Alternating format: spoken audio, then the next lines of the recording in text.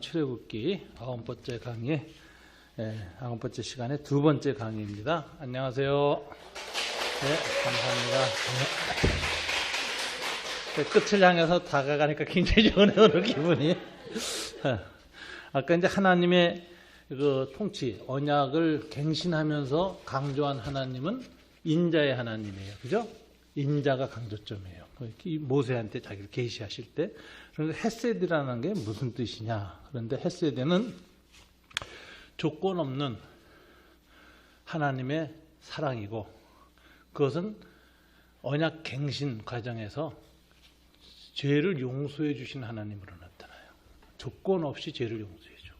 이게 하나님 인자의 아주 핵심입니다. 조건 없이 죄를 용서하신 하나님. 그래서 하나님의 통치의 핵심은 인자한 통치, 헤세드. 그래서 이 자비, 인자. 또 신약 성경에서는 아가페하고 비슷한 용어예요. 이게 이 사랑인데 헤세드가 이제 어떻게 나타나느냐?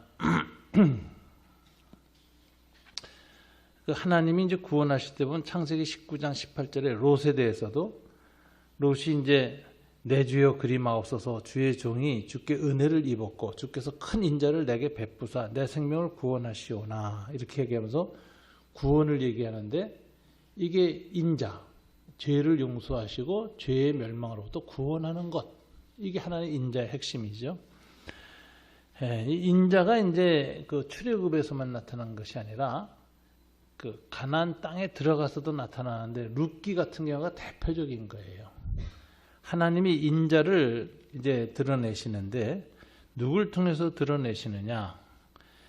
나오미 집안의 룻을 통해서 하나님이 나오미한테 인자를 드러냅니다. 나오미가 불쌍하잖아요. 남편 죽고 둘 다 죽고 의지할 데 없게 됐는데 룻을 통해서 하나의 인자를 베풉니다. 보아스가 룻기 3장 10절에 보면 뭐라고 나오미를 받아들이면서 하는 말이냐? 그가 이르되, 보아스예요. 내 딸아 여호와께서 내게 복 주시기를 원하노라. 내가 가난하건 부하건 젊은 자를 따르지 아니하였으니 내가 베푼 인애 헤세드가 처음보다 나중에 더하도다. 룻이 시집을 가기로 보아스한테 발밑에 놓아서 나를 받아달라고 할 때 어머니의 요청에 따라서 한 거거든요.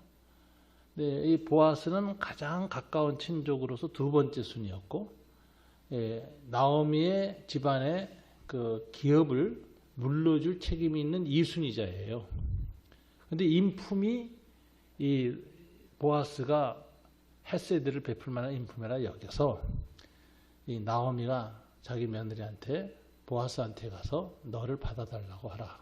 그러면 너를 받아서 너와 결혼하고 그 다음에 애를 낳으면 그 애를 나오미한테 양자로 줘서 나오미의 집안을 이어가고 하나님께 받은 그 정말 땅을 그 대를 이어서 받아갈 수 있게 되는 거거든요. 그래가지고 보아스한테 가서 그렇게 하라. 그래서 이제 나오미의 말을 듣고 룻이 가서 보아스 발밑에 누웠더니 보아스가 보고 하는 말입니다. 네가 어떻게 이렇게 젊은 나이에 나 같은 노인네를 자기를 거둬달라고 택하느냐. 이게 이제 깜짝 놀란 거예요. 오늘 본문에 보니까 젊은 자를 따르지 아니하였으니 이렇게 얘기하는 거예요. 왜 그러죠? 룻이나 나오미는 보아스를 통해서 나타난 하나님의 인애를 구했어요. 헤세드를. 그래서 이 룻은 나오미에 대해서 인애를 실행하는 입장이 됐어요. 내가 베푼 인애가 나오미한테 처음보다 나중에 더하도다. 처음은 뭐죠? 그 어머니 홀로 된 어머니 먹여 살리고 밭에 가서 일해서 갔다 하는 이거죠. 그거보다 더 큰 인애가 뭐예요? 어머니를 불쌍히 여기고 어머니를 끌어안는 그것보다 더 큰 인애가 자기를 노인한테 내놓고 기업 물려주는 은혜를 달라고 구하는 이 자세가 놀라운 인애다, 헤세드다 이렇게 얘기해서 룻을 받아들입니다. 그리고 아들을 낳습니다. 아들을 나오미한테 다시 줍니다. 그래서 나오미는 자식을 받게 돼요. 그리고 그 집안에서 누가 나와요? 다윗이 출생해요. 이게 놀라운 일이죠. 다윗 왕가의 비밀이에요. 다윗 왕가는 그래서 헷세드가 없었으면 세상에 다윗은 탄생하지 못했어요. 그리고 다윗이 이스라엘 임금에 대해서 내내 베푸는 통치가 헷세드의 통치예요. 그래서 다윗 왕의 통치가 하나님 나라의 통치의 이제 그림자 같은 건데 그게 헷세드예요. 예수님이 바로 그 다윗의 통치를 완성하는 헷세드를 행하는데 십자가에서 이루시는 거죠. 그래서 이 헷세드라는 단어는 하나님의 통치의 본질입니다. 그래서 하나님의 통치, 하나님의 나라 하면 그 핵심 개념이 헷세드예요. 하나님의 자비와 인자, 아가페. 그 구약의 모든 국가 통치 개념이 헷세드죠. 그래서 율법도 헷세드의 정신으로 실행하게 돼 있어요. 그걸 잊어버리고 잘못 쓴 게 징벌의 정신으로만 쓴 게 바리새파죠. 이래서 이 십자가 사건은 헷세드의 완성이다. 이렇게 해서 이제 예수님의 새 언약도 그런 거죠. 그러니까 여기 헷세드라는 단어가 얼마나 중요한 구약의 하나님 통치의 핵심 단어인가 그걸 우리가 알 수가 있습니다. 34장 27절 35절에는 묘한 얘기가 나와요. 이 내용을 좀 여러분이 읽어보시면 자 무슨 얘기가 나오냐 34장 33절부터 35절까지만 읽겠습니다. 다 같이 읽습니다. 모세가 그들에게 말하기를 마치고 수건으로 자기 얼굴을 가렸더라. 그러나 모세가 여호와 앞에 들어가서 함께 말할 때에는 나오기까지 수건을 벗고 있다가 나와서는 그 명령하신 일을 이스라엘 자손에게 전하며 이스라엘 자손이 모세의 얼굴에 광채를 보므로 모세가 여호와께 말하러 들어가기까지 다시 수건으로 자기 얼굴을 가렸더라. 모세가 얼굴에 수건을 썼다 벗었다 하는 장면이 나와요. 근데 언제 얼굴에 수건을 벗느냐? 회막으로 들어갈 때. 그래서 여호와의 영광을 마주보고 하나님의 계시를 받을 때 얼굴에 수건을 벗은 맨 얼굴로 들어가요. 여호와의 영광이 나타나는데 시내산에서도 그랬어요. 그 영광이 모세에게 영향을 미쳐서 아마 모세의 영혼이 하나님의 영광으로 충만했을 거예요.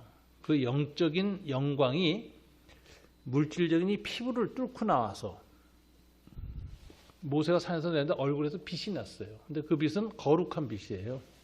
그래서 이스라엘 백성이 그 빛을 보는 순간에 두려움에 떨어요. 죄를 소멸시키는 거룩한 빛이거든요. 그래서 가까이 못 와요. 그래서 이 시내산에서 내려왔을 때나 내려온 나후에는 회막에 들어갔다가 나올 때는 얼굴에 이 광채가 나서 나왔어요.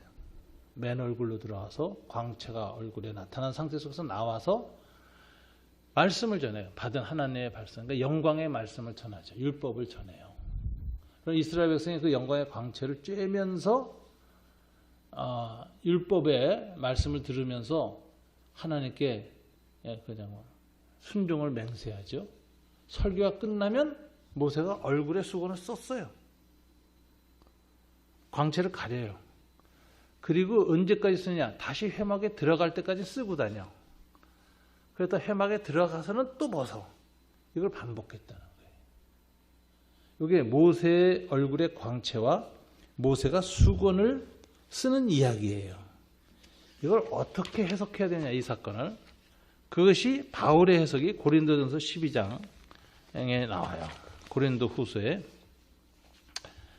3장 12절부터 18절에 보면 고린도후서 3장 12절 18절 한번 다 같이 읽어볼까요? 이게 이제 바울의 해석이거든요. 그 밑에 기절 고린도후서 3장 12절부터 18절 한번 다 같이 읽습니다.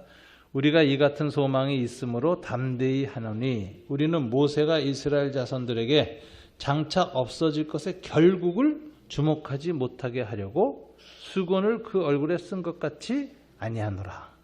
그러나 그들의 마음이 완고하여 오늘까지도 구약을 읽을 때 그 수건이 벗겨지지 아니하고 있으니 그 수건은 그리스도 안에서 없어질 것이라. 오늘까지 모세의 글을 읽을 때 수건이 그 마음을 덮었도다. 그러나 언제든지 주께로 돌아가면 그 수건이 벗겨지리라. 주는 영이시니 주의 영이 계신 곳에는 자유가 있느니라. 우리가 다 수건을 벗은 얼굴로 거울을 보는 것 같이 주의 영광을 보매 그와 같은 형상으로 변화하여 영광에서 영광에 이르니 곧 주의 영으로 말미암음이라. 바울의 해석이 뭐냐? 왜 모세가 수건을 썼는가? 12절에서 이스라엘 자손들에게 장차 없어질 것의 결국 마지막 모습을 보지 못하게 하려고. 이게 무슨 소리죠? 모세 얼굴에 영광이 나타났죠. 말씀을 전할 때까지는 얼굴에 영광을 그냥 드러내고 했어요. 말씀 사역이 끝나고는 얼굴에 수건을 썼습니다. 왜 수건을 썼죠? 그 영광이 점차 사라지는 것을 보지 못하게 하려고 이렇게 돼 있어요. 그러니까 이게 일시적 영광이었다는 거예요. 근데 이걸 보지 못하게 한 이유가 뭐죠? 율법의 영광을 이스라엘 백성에게 깊이 각인시키기 위해서 모세는 의도적으로 수건을 썼어요. 이게 없어질 것인 걸 알고 있었어, 모세는. 근데 그 없어지는 모습을 안 보여주려고 수건을 썼어요. 이게 좋은 의도였어요. 그러나 이게 역기능을 했어요. 모세의 얼굴의 수건이 오늘 본문에 보니까 이스라엘 자손의 마음을 덮었다. 그래서 오늘까지 모세의 글을 읽을 때 수건이 그 마음을 덮었도다. 이렇게 얘기를 해요. 그럼 이 수건이 이스라엘 백성의 마음을 덮었다는 게 무슨 소리냐? 모세의 얼굴에 덮었던 수건이 마음을 덮었는데 이거는 율법의 영광이 영원하다고 생각하게 되는 편견의 수건이 덮였다 이런 뜻이죠. 그래서 율법주의자들이 된 거예요. 율법의 영광이 일시적인 것이고 하나님의 헤세드를 바라보게 하는 도구에 불과한데 말하자면 율법의 영광에만 집중하게 된 거예요. 그래서 율법주의자가 되는 거죠. 그래서 수건이 그 마음을 덮었는데 이게 이제 율법주의 편견에 사로잡혀서 결국 어떻게 되죠? 예수님을 죽이죠. 이게 이제 잘못된 거예요. 그래서 이 수건이 벗겨져야 되는데 이 수건은 언제 벗겨져요? 이 모세의 경우를 보면 회막으로 들어가서 주님의 임재를 체험할 때 벗겨져요. 그때 벗고 들어가죠. 그러니까 주께로 돌아가면 그 수건이 벗겨지리라. 이렇게 얘기를 해요. 그러면서 오늘날 신약시대에는 바울이 어떻게 해요? 주님의 영이 계시는 곳에는, 즉 성령의 임재가 있는 곳에는 자유가 있느냐. 수건이 벗겨지는 영적 자유를 체험한다. 이렇게 얘기를 해요. 그러면서 우리는 수건을 벗은 얼굴로 거울을 보는 것 같이 주의 영광을 보게 되는데 그때마다 그의 형상으로 변화하여 영광에서 영광에 이르느니라. 우리의 속사람이 하나의 영광으로 충만해지는 것은 수건을 벗은 얼굴로 주님의 임재의 영광을 보는 일이 있어야 된다. 그래서 우리의 영혼 속에, 마음 속에 수건을 쓰고 있으면 안 된다. 이 얘기예요. 이 수건은 단 모든 신학적 편견, 사상적 편견. 이게 만약 이데올로기도 여기에 속해요. 그래서 우리가 하나님의 영광을 볼 때는 인간이 갖고 있는 어떤 사람은 칼빈주의자다 이래서 칼빈주의라는 걸 강조하고 어떤 사람은 침례교는 뭘 강조하고 이러자 감리교 웨슬리안주의 다 이 하나님 앞에서 나온 거지만 그것이 전적으로 사람의 마음의 생각과 의식을 먼저 지배할 때는 그게 편견이 되는 거예요. 전제. 이게 다 없어져야 하나의 영광을 보는데 이 수건을 쓰고 있으면 못 봐요. 그래서 이제 바울 당시에는 율법주의가 이스라엘 백성들의 마음을 덮어씌우고 있었어. 그래서 완악해져서 예수도 죽였고 바울도 핍박했어요. 이 율법주의의 수건. 그 후에 수많은 수건이 있어요. 인간의 마음속에. 그래서 우리가 이제 하나님의 말씀을 배워 하나님의 임재를 체험할 때는 내 신학교의 수건조차도 내려놔야 돼. 그래 놓고 이제 하나님 앞에 나아가야 돼요. 그래서 성령이 빛을 비춰야 돼요. 그래서 이제 수건이 벗겨져야 영광에 이른다. 이렇게 돼 있어요. 그래서 성령 충만하면 제일 먼저 자기 상대화를 해야 돼. 자기 생각이 절대화될 때 그게 수건이 되는 거예요. 그게 이데올로기가 되는 거예요. 그래서 빨갱이 눈에는 빨갱이만 보이고 자본주의자 눈에는 황금만 보이는 거예요. 황금만. 지가 황금 수건 쓰고 있고 지가 빨갱이 수건 쓰고 있으면 다 그렇게 보이는 거예요. 그게 벗겨져야 하나님이 보여요. 굉장히 중요한 메시지거든요, 사실. 그래서 이 본문 놓고 우리가 하나님 앞에 이념과 사상, 어떤 편견의 전제를 벗어야 된다. 어떻게 벗으냐? 오늘 본문에 첫째로 주께로 돌아가라. 이 주라는 말은 로드거든요. 전능하신 하나님 앞에 돌아가라. 자기를 상대화하라. 이걸 자기 부정이라 그래요. 자기 부정. 셀프 데니얼. 자기를 십자가에 못 박는 거예요. 내 생각, 내 사상을 부정하는 거예요. 셀프 데니얼, 주께로 돌아가라. 근데 주께로 돌아갈 때에는 무엇을 구하면서 돌아가죠? 주의 영을 구하라. 성령의 역사로 자기 부정이 일어나길 구하라. 성령이 충만해지면 자아가 충만했던 게 사라져요. 자아가 충만할 때 수건이 씌워지는 거예요. 자기 생각이 강하다. 이게 이제 가라져요. 그래가지고 수건이 벗겨지면은 주님의 영광을 보기 시작하고 주님의 형상으로 회복되고 영광에서 영광으로, 빛에서 빛으로 더 충만하게 나아간다. 이렇게죠. 그러니까 우리가 주님의 형상을 회복하는 방법은 주님의 영광을 보는 겁니다. 그래서 제가 이제 이거 예화를 많이 드는데 형상기억합금이라는 단어 써요. 형상기억합금을 가지고 장미를 만들면은 구겨졌다가도 그 처음 만들었던 온도가 36도다. 인간의 체온이다. 그러면 인간이 그걸 구겨진 놈을 딱 손에 쥐고 36도하고 딱 온도가 맞는 순간에 자기 원 형상을 기억해서 다시 장미꽃으로 펴요. 철사가. 이게 형상기억합금이라는 건데 저는 그렇게 생각해요. 제 안에 형상기억합금이 있다. 하나님의 형상. 그리고 이 온도는 뭐예요? 성령의 온도하고 맞춰지면 내 안에 하나님의 형상이 회복된다. 성령의 그 온도가 없고 차가워지고 이러면은 죄로 인해서 세상의 억압에 의해서 구겨지고 부셔지고 막 뒤죽박죽이 돼요. 하나의 형상을 잃어버려요. 그 찾는 방법은 일일이 뭐 손으로 펴서 되는 게 아니라 뭐죠? 성령 안에 머무르면 성령의 임재 가운데서 어느 순간 갑자기 다 회복된다. 이게 하나님의 영광을 회복하는 것이죠. 주의 영광을 봄에 주의 형상으로 변해요. 봄에 변하여 영광에서 영광으로. 이렇게. 그래서 이제 저는 이제 전구다마 속에는 필라멘트하고 비유를 많이 하는데 필라멘트가 찌그러진 놈은 거기에 성령의 임재가 들어오면은 다 펴지면서 딱 형상이 회복돼요. 그 다음에는 빛에서 빛으로 이게 점점 더 전압이 높아져서 배가 입에 겉으로 빛을 발하잖아요.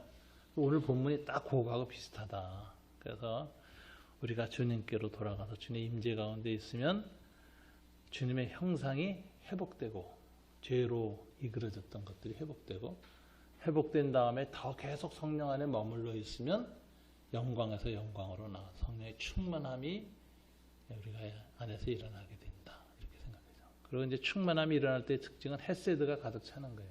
내 죄도 용서받고 다른 사람의 죄도 용서하고 아가페 사랑의 형상으로 충만해진 상태에 이르는 것. 이게 주님의 형상을 본받는 거죠. 예수 그리스도의 형상을 본받는 거죠. 자, 그래서 성막이 이제 다시 완성되는데 완성되기 전에 모세가 그 얼굴에 영광을 회복하는 이야기가 나와요. 자, 이제 마지막 부분에 가는데 성막 완성과 하나님의 통치가 완성되는 얘기인데 모세는 이제 하나님의 얼굴의 영광을 갖고 그 다음에 두 돌판을 새로 가지고 내려왔죠. 그럼 이제 성막, 회막이 성막에 대해서 이스라엘 백성이 다시 들어오려면 이제 성막을 지어야 돼요. 그래서 이제 성막을 건설하는 내용이 35장 1절부터 39장 43절까지 나와요. 자, 성막 건설을 쭉 보면은 35장 1절과 3절에는 먼저 안식일 명령이 먼저 나옵니다. 그 다음에 35장 4절부터 36장 7절은 성막 재료를 준비하는 내용이 나와요. 이 성막 재료는 다 에집트로부터 갖고 온 하나님의 통치의 결과로 얻었던 금은 보화였죠. 이것을 가지고 성막 재료를 하고 성막 건설을 할 때에 그 식양, 설계도는 하나님이 보여주고 성막을 건설할 수 있는 지혜와 지식과 공교한 재주는 다 하나님이 성령을 부어서 부사렐과 오홀리압에게 주셔서 그들이 주도해서 성막을 건설하게 합니다. 그러니까 성막 건설의 주도권이 하나님께 있다라는 것이죠. 그리고 언약궤를 두는데 언약궤 안에는 이 언약이라는 건 하나님의 언약을 상기시켜주는 이 궤인데 아카시아 조각목으로 만들어요. 그리고 뚜껑은 금으로 만들어요. 그리고 금 위에 있는 금으로 만든 천사 모습을 만들어서 이제 둘이 날개를 딱 그룹으로 만들어서 있게 하고 그 위에 하나님이 임재하세요.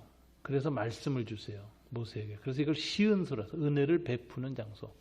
근데 이게 시은소라는 게 뭐냐면은 언약궤, 지성소 안에는 언약궤 법궤 위에 하나님이 임재하시는 곳이고, 옛날에 임금들은 앉을 때 땅바닥에다 발을 안 댑니다. 그래서 발등상이라고 해서 발을 올려놓는 등상이 있어요. 임금의 자세, 황금으로 만들어도 그래요. 보통 임금의 그 특별함을 보이는 그런 제도, 파라오들이 그랬거든요. 근데 여호와께서 그것을 시은소를 하나님의 발등상이라고 그랬어요. 하나님이 거기 임재하셔서 통치하시는 장소예요. 그러니까 하나님의 보호자의 발등상이 시은소다, 이렇게 보면 돼요. 네, 거기 있는데 그게 이제 언약궤예요. 근데 그 안에 두 돌판이 들어갔죠. 이게 언약 문서예요. 두 돌판은 1계명부터 10계명이 들어가 있는데 똑같은 카피본이 2개 들어간 거라 그랬죠. 그 기억나세요? 제가 한 게. 왜냐하면은 법계약 당사자가 하나님하고 이스라엘인데, 고대 중근동 언약 문서를 보면 법계약을 2카피를 만들어서 계약 당사자끼리 나눠 갖고 각각 자기의 신전에 그걸 신의 이름으로 봉헌해요. 그래서 신의 이름으로 지키기로 맹세해요. 이게 언약 문서라는 거예요, 고대. 그리고 절기 때마다 그 신 앞에 예배드리기 전에 언약 문서를 다 낭독하고 백성들이 다 지키겠다고 맹세하는 고대 해족 속에 언약 문서 의식이 있어요. 그 의식으로 해석을 하면 모세와 이스라엘 백성이 한 카피 받았고, 하나님이 언약 당사자니까 하나님도 한 카피. 둘 다 각각의 신전에 봉헌해야 됐는데, 이스라엘의 신이 여호와죠. 여호와의 신전이 성막이잖아요. 거기에다 하나 봉헌했는데 하나님의 신전도 성막이잖아요. 그러니까 2카피가 동시에 들어가는 거예요. 두 돌판이 들어갔다는 걸 그렇게 해석하는 거예요. 이런 해석은 얼마 안 됐어요.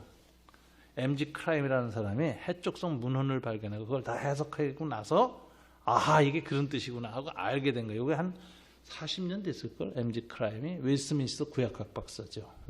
이분이 중근동 고고학자인데, 헷족속, 히타이트 족속이라고 아주 고대의 유명한 족속입니다. 이 족속에 외교 문서들을 발견하고 그 문서를, 서판을 번역하는 데 성공해가지고 볼 봤더니 아하, 하나님과 모세 사이의 계약이 고대의 그 중근동의 언약 문서의 방식으로 기록됐구나. 그래가지고 언약이라는 개념을 이해하기 시작한 거예요. 그래서 이 언약 신학이 원래 성경에 따라 신학적으로 칼빈은 언약 신학이라 그래요. 그래서 예수의 새 언약이라는 관점에서 신구약성을 다 보는 언약 신학이 이제 장로교에서 발전해요. 장로교 신학을 언약파라 그러거든요. 그렇게 되고, 루터파는 구원파예요. 십자가 구원을 중심으로 성경을 봐요. 그래서 이제 루터파에서 나온 성경 공부는 다 십자가 사건을 중심으로 신구약성을 다 보는 그 구원론 중심의 신학이고, 켈빈주의나 장로교는 언약 중심의 신학이에요. 이게 이제 신구약 성경을 보는 틀이 달라요. 조금 다 내포된 거지만 조금 틀이 달라요. 근데 언약 중심으로 보는 신학이 굉장히 20세기 들어서 확 옳다는 게 확증된 게 MG 크라임이 해쪽 속의 언약 문서를 발견하고 나서 보니까 성경의 구약에 나오는 하나님과 이스라엘, 모세, 아브라함과의 계약이 다 고대 언약 의식을 따라한 거야. 그래서 하나님이 중근동의 언약 의식이라는 문화적 형태를 통해서 아브라함과 이삭의 약을 계시하셨고 모세에게 다 계시하셨다. 이게 이제 밝혀져서 신구약 성경을 언약이라는 관점에서 보는 게 대세가 됩니다.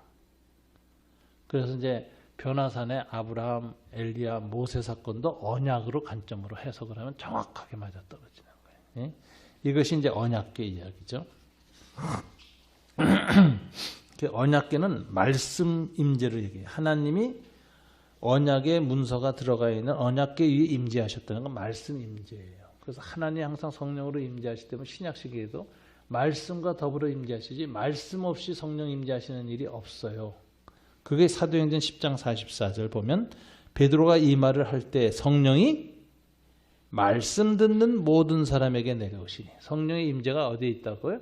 말씀 듣는 모든 사람에게. 그러면은 사도행전 2장에는 어떻게 되어 있느냐? 하늘로부터 급하고 강한 바람 같은 소리가 있어요. 그들이 앉은 온 집에 가득하여서 앉은이라고 했잖아요. 앉은이라는 게 어떤 자세일까요?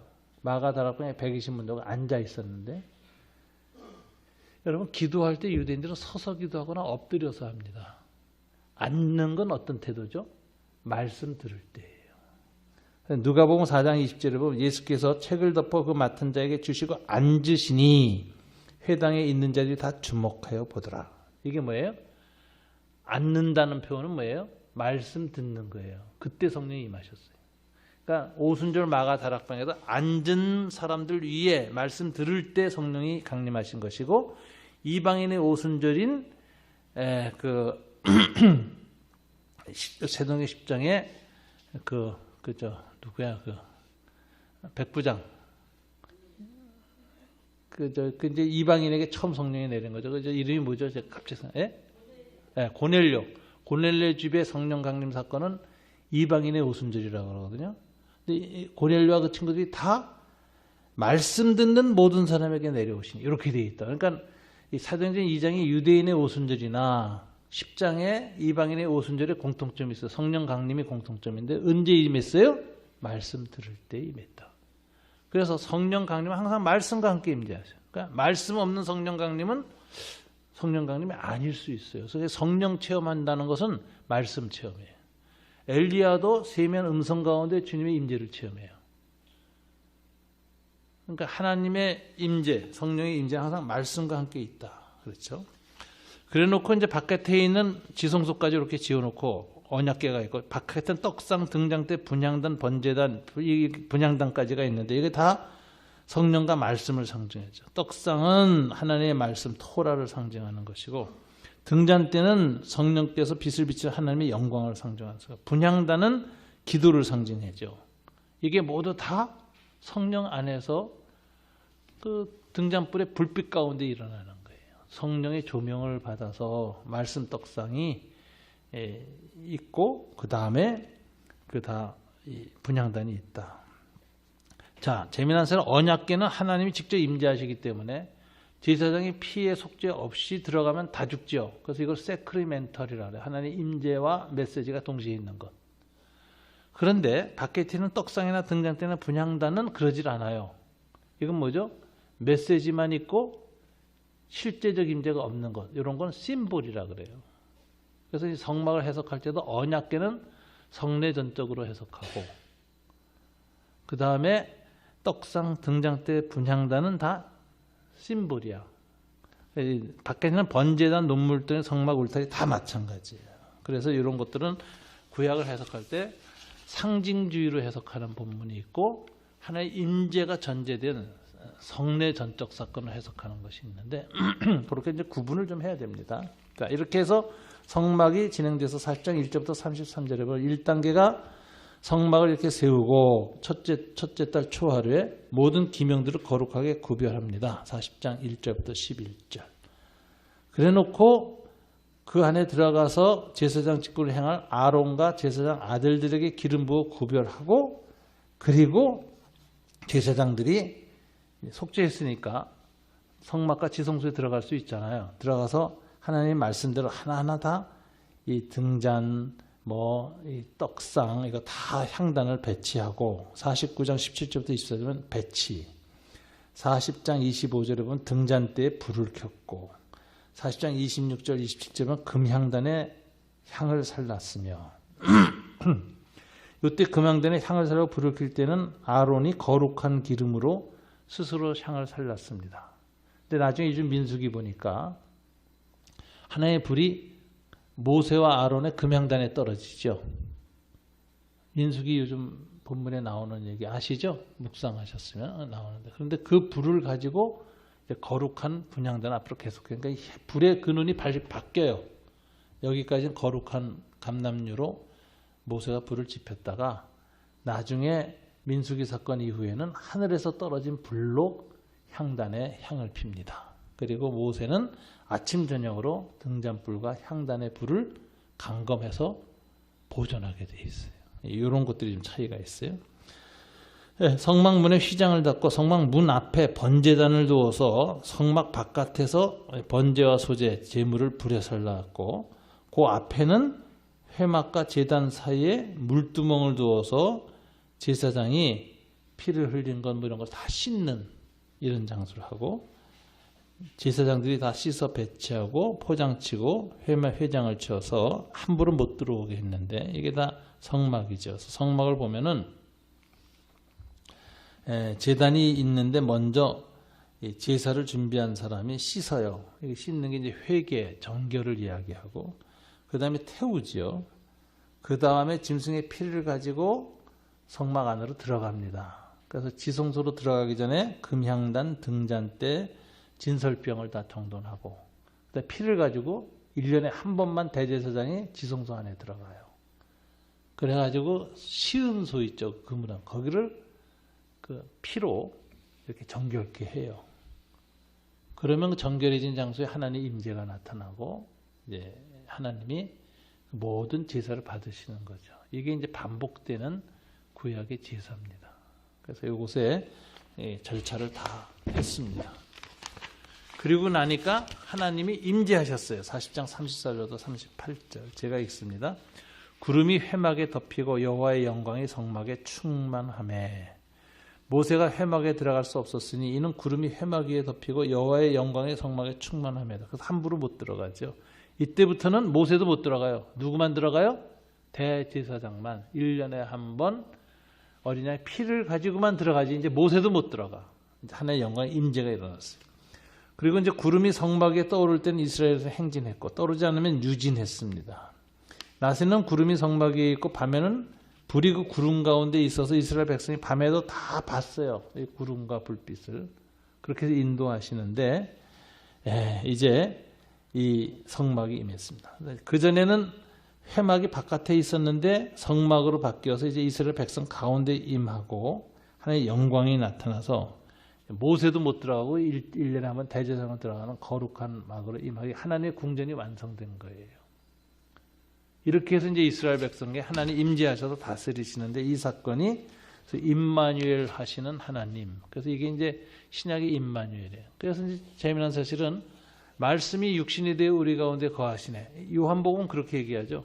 예수의 성육식 사건은 말씀이 육신이 되어 우리 가운데 거하심이라는 그 거하심이라는 단어가 영어로 보면 헬라어가 타버나클링 성막이 되어 우리 가운데 임하시며 이런 뜻이에요. 성막 사건. 그러니까 하고 그 하나님의 임마누엘이라고 불러요. 자기 백성과 함께 임재하신다. 그렇죠. 근데 이제 이 임마누엘은 하나님에 대한 칭호 중에 하나가 이때부터 아주 묘하게 나타나는 만군의 여호와라고 불러요. 이건 행진이 시작할 때 부르는 거예요. 행진. 그때부터 여호와의 앞에 체바옷 야훼, 체바옷이라는 단어가 붙기 시작해요. 이게 무슨 소리냐? 체바옷은 만군의 하나님이에요. 만군이라는 것이 1만만자의 군대 군자예요. 그러니까 하나님의 군대의 총사령관으로서의 야훼예요. 이게 총사령관으로서의 야훼는 하나님이 왕이시면서 군대의 총사령관으로 임재하셔서 가나안 정복 전쟁까지 거룩한 전쟁을 친히 진두지휘하시면서 언약을 성취하시는 하나님. 이게 광야 40년 동안 그리고 가나안 땅에 들어가서 이방신들과 싸울 때 하나님의 이름은 전쟁신으로 바뀌어요. 이게 체바오트 야훼예요. 그래서 여호와의 전쟁이라고 그랬죠. 여호와의 전쟁은 언제 끝나죠? 죄악이 다 소멸될 때 끝나는 거예요. 그래서 진정한 하나님의 평화가 와요. 여호와의 전쟁은 어디서 완성되죠?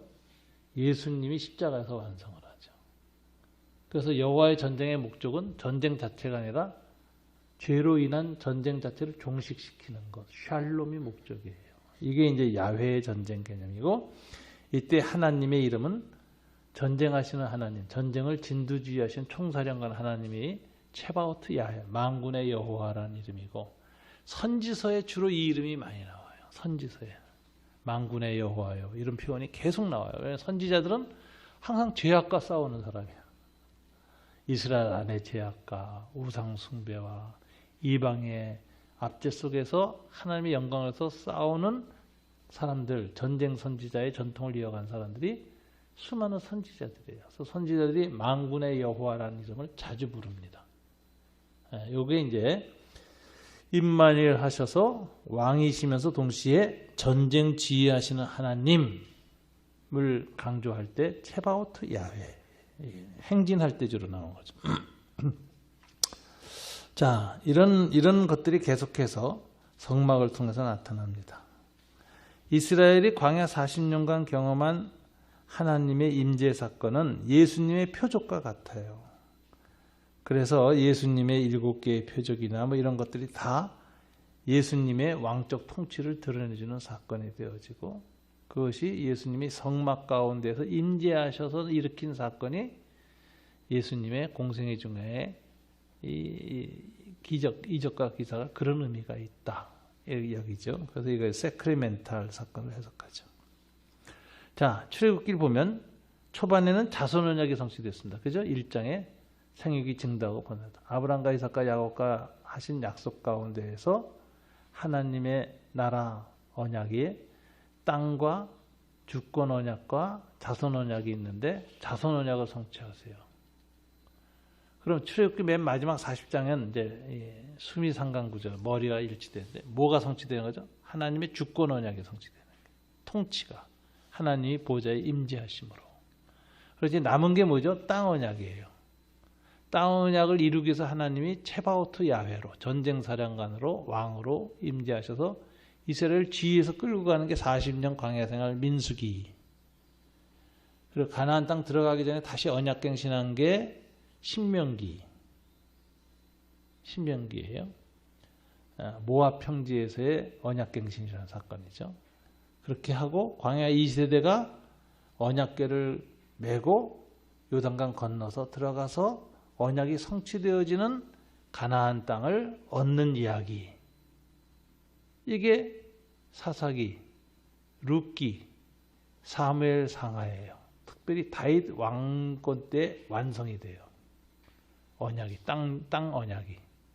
완성되니까 하나님이 떠돌아다니길 멈추시죠. 성막이 멈춰지고 완성되었을 때 다윗이 성막을 건설하겠다는 허락을 받고 재료만 준비하고 죽고, 다윗은 성전을 건설 못해. 왜? 너무 하나님의 영광을 위해서 피를 많이 흘렸어. 성전은 평화의 전이기 때문에 샬롬이 중심이에요. 피 많이 흘린 다윗은 성막을 못 지어요. 그래서 솔로몬이 태어나서 솔로몬 때 성막이 건설됩니다. 그리고 이제 이 성전이 건설되고 성막은 사라지고 법궤는 들어가서 영원히 안 나와요. 그러니까 이제 하나님의 통치의 임마누엘 이동성이 정주성으로 바뀌어서 성전으로 완성되죠. 이런 내용들이 쫙 있는데, 출애굽기 초반과 후반은 1장과 40장은 마주보고 있는데 하나님의 나라의 통치가 언약이 실현된다. 그 중에 요소가 후손 언약과 주권 언약이 성막으로 완성됐다. 그래서 이제 앞으로 남은 것은 땅 언약을 해서 나가는데, 이 출애굽기하고 민수기, 그 광야 행진하는 사건 사이에 뭐가 있죠? 레위기가 있어요. 레위기는 주로 무슨 내용이죠? 성막에 드나드는 이야기예요. 하나님의 백성이 하나님의 궁정에 들어가는 궁정 예법이에요. 왕이신 하나님을 만나기 위한 예법이 레위기에 나오는 거예요. 그래서 레위기도 하나님의 통치, 하나님의 나라란 개념으로 전체가 해석되어지는데 하나님의 왕궁으로 들어가는 이야기. 이게 레위기예요. 그리고서는 이제 그 하나님을 섬기면서 행진하는 이야기가 민수기, 신명기. 그 다음에 이제 여호수아서가 전쟁 이야기죠. 룻기, 사사기, 사무엘 상하까지가 야훼의 전쟁이 가나안 정복 전쟁에서 일어나는 이야기예요. 그리고 그것이 완성되는 게 다윗 때예요. 그리고 솔로몬 때에 샬롬이 오고 성전이 완성되는 이야기. 그런데 또 모세의 예언대로 실패해서 그 땅에서 쫓겨나는 이야기. 바벨론 포로, 아수르 침공. 그리고 땅에서 쫓겨난 이스라엘이 다시 온유한 자가 되어 하나님에게 순종하는 자가 되어서 땅을 기업으로 받는 일이 예수 그리스도 안에서 일어나는 게 산상보훈의 온유한 자는 복이 있나니 저들이 땅을 기업으로 받을 것이며 이렇게 되어지고 그 온유한 자가 받는 땅의 기업을 완성하는 게 예수님의 십자가상에서의 죽으심이고 그리고 성령 안에서 하나님의 통치를 받아서 하나님 나라의 영역이 우리의 삶 속에서 확장돼 가는 이야기 이게 신약 성경의 교회를 통해서 하나님의 백성들이 살아가는 이야기예요. 그러니까 지금 보면 이게 다 신구약 성경 전체를 하나님의 나라와 언약이라는 관점으로 보는 겁니다. 그래서 예수 그리스도가 새 언약의 완성, 하나님의 통치의 완성으로 보는 것이죠. 그리고 구약의 성막하고 똑같은 일이 성령 임재, 오순절 마가다락방, 또 고넬료의 집에 성령 강림 사건, 그 후에 계속해서 역사 속에서 성령 강림 사건이 있어요. 한국 교회도 선교사들이 복음을 전했지만 율법적인 단계에서 전파되다가 드디어 성령이 강림하신 사건이 평양에서 일어났잖아요. 대부흥. 그리고 지금까지 성령의 임재가 계속 이어지고 있어요. 한국 교회는 독특한 케이스예요. 100년이 넘게 성령의 임재 사건이 일어나고 이적과 기사가 계속 일어나는 교회가 쉽지 않아요. 한국 교회 그렇고 중국의 지하 교회들이 아주 왕성해요. 성령 임재 사건이. 한국 교회는 많이 꺼져가고 있어요. 그래서 한국 교회는 이제 후기 기독교 사회로 들어섰다. 즉 하나님의 직접적인 임재가 끝나고 이제 하나님의 나라가 후기 기독교가 되면 문화화돼요. 그래서 고백적 기독교에서 문화적 기독교로 바뀌는 단계에 지금 들어섰어요. 그래서 이적과 기사, 강력한 전도, 부흥은 약해되고 기독교 공동체가 제도화, 문화화 이렇게 되는 단계예요. 그러면서 신앙이 고백적인 신앙이 되기보다는 뭐죠? 문화적 형태로 바뀌어요. 그래서 이제 뜨뜻미지근해지죠. 그러니까 이제 이런 전환기에는 여전히 이적과 기사와 아주 레디컬한 성령 강림을 강구하는 공동체들이 여전히 일어나고 그쪽을 향해서 사람들이 많이 모이는 특성이 나타나요. 그래서 지금도 이적 기사가 일어날 때 그쪽에 교인들이 많이 가는 이유가 정기 기독교의 그 영광을 계속해서 유지하고 싶은 마음이죠. 그런 거 이해가 가요. 그래서 기독교 영성사를 쭉 보면 중용이 오래가요. 수도원 운동도 베네딕트 수도원은 중용의 수도원이에요. 거기 영성이 중용이에요. 노동과 기도를 강조해요. 노동이 기도고 기도가 노동이다. 그래서 인간의 정욕을 이기는 길은 노동을 통해서라고 하는 거예요. 돈 많고 시간 많고 놀면 다 타락해요. 정욕주의자가 돼요. 그 이기는 방법이 건강한 노동이에요. 그래서 노동이 경건에 이르는 길이고 그 다음에 기도, 노동과 기도, 예배. 이게 조화를 이룬 게 베네딕트 수도는 2000년간 지금까지 잘 이단으로 안 가요. 근데 레디컬한 성령운동에 들어갔던 수도원은 다 이단으로 끝나요. 예. 여러분 레디컬한 운동 중에 하나가 이제 성프란치스코 운동인데 굉장히 좋은 수도원인데 성프란치스코는 성령의 감동을 받아 레디컬하게 자기 자신을 헌신해서 가난한 자가 됩니다. 거룩한 가난. 온 재산을 다 내놔요. 거기 감동받아서 성프란치스코 기도원에 들어간 사람들은 제자들은 다 귀족 자녀들이고 왕가의 자녀들인데 다 내놓습니다. 그래서 거지 공동체가 돼요. 굉장히 훌륭하죠. 기독교 역사상 드문 케이스였어요. 그런데 수도원이 이렇게 사람이 많아지면 이제 제도가 생기잖아요. 문제는 프란체스코 수도원의 수도원장들이 타락해. 제도가 타락해. 부자가 돼가지고. 그래서 나중에는 성 프란체스코 수도원장들 때문에 고통을 당해요. 자기 제자들. 그러고선 한탄하고 죽어요. 기후에 성 프란체스코 수도원이 타락의 길로 갑니다. 이게 역사적 아이러니지. 강력한 레디컬한 성령운동으로 시작해서 가난의 성자들이 나왔던 공동체가 타락해요. 중세 최고의 부유자 공동체가 돼요. 이거 이상하잖아요. 뭐 정말 공산당보다 더 레디컬한 공동체가 성프란체스코인데 성프란체스코 살아있는 동안에 타락해버리네. 그래서 성프란체스코가 수도원을 만든 걸 후회하고 죽어요. 이거 역설이에요. 이거 잘 생각해야 돼요. 이 레디컬한 운동의 문제점. 저는 2000년 동안 성경이 역사가 가르치는 건 말씀과 성령으로 균형을 잡힌 것. 중용의 영성이 아주 중요합니다. 치우치지 않는 것. 좌로나 우로나 치우치지 말라. 이게 제일 중요한 거다. 그래야 오래 가요. 그래서 뭐 성령 운동이 일어나서 귀신 쫓고 했던 사람들 많지만 나중에 보면 치우쳐가지고 아주 이상하게 되고 신비주의 되고 또 말씀 강조하고 제도화 강조하다 아주 율법주의 공동체 되는 경우도 굉장히 많아요. 그래서 신앙이 이데올로기가 돼버려.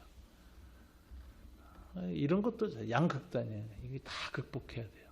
그래서 이 교회는 가장 중요한 게 좌로나 우로나 치우치지 않는 공동체가 돼요. 성령 충만해서 좌우의 이데올로기를 다 넘어서고 신학적인 이데올로기도 극단화되면 안 돼요. 칼빈주의 좋지만 칼빈주의 하면 칼로 베는 거예요. 맨날 서로. 아주 싸움질 무지하거든. 칼빈주의 공동체가. 그래서 칼빈주의 장로교가 얼마나 분열을 많이 합니까? 지금 100몇십 개 교단이 돼 있어요. 이게 말이 되는 얘기예요. 서로 칼질해가지고. 그러니까 극단은 안 좋다. 항상 생각하셔서 성령 충만해서 극단을 넘어서서 중용의 영성을 가지고 치우치지 않고 꾸준히 은혜를 받는 게 좋지. 너무 치우친 거 좋아하는 거 좋지 않습니다. 자, 강교성수당 출애굽기 강의 이렇게 해서 40장까지 마쳤습니다. 하나님 나라의 자선의 언약과 주권의 언약이 완성됐습니다. 이제 남은 것은 레위기를 통해서 하나님의 궁전에 들어가는 거룩한 법을 배우고 익히면서 행진을 하는 겁니다. 땅을 향하여 나아가는 겁니다. 자, 이제 저 신구약 성경 계속 틀이 들어오지요? 예, 오늘 여기서 마치겠습니다. 감사합니다. 예, 기도하겠습니다. 하나님 감사합니다. 9주간에 걸쳐서 출애굽기 성경 공부를 할 수 있게 하셨습니다. 깨닫는 것은 하나님이 언약을 지키셨다는 것입니다. 자선 언약을 지키시고 죄 많은 백성 가운데 임재하셔서 영광을 드러내셨습니다.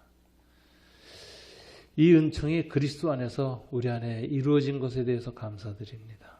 우리가 옛 이스라엘처럼 늘 주님 안에서 성령과 말씀으로 다스림을 받아 그 나라 그 일을 구하며 치우치지 않고 하나님의 영광 가운데서 온전히 앞으로 나아갈 수 있도록 교회들을 축복해 주시옵소서. 신약시대의 하나님의 교회를 주님이 지켜주시옵소서. 특별히 광교산을 교회도 지켜주시옵소서. 예수님 이름으로 기도드립니다. 아멘. 감사합니다.